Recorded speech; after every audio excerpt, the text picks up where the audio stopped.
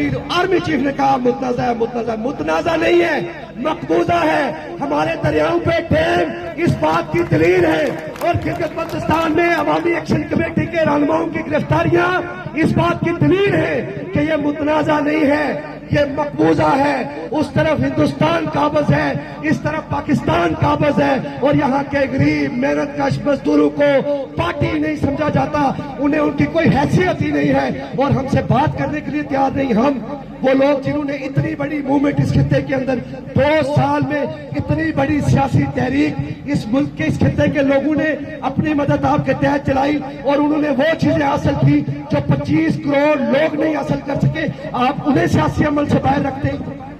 آپ ان کو اس مذاکراتی عمل سے باہر رکھتے ہیں۔ آج کا یہ امن مارچ،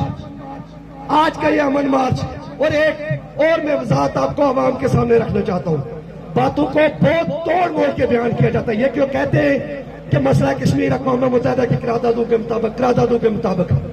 اقوام متحدہ کی صرف ایک قرارداد ہے، صرف ایک قرارداد ہے جسے کشمیری آن کرتے ہیں،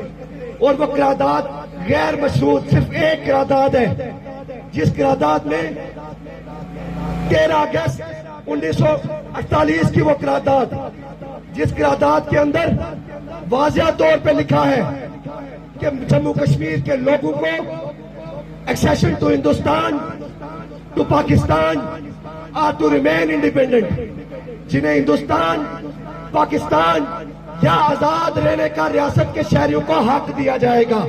صرف 13 اگست کی قرارداد ہے۔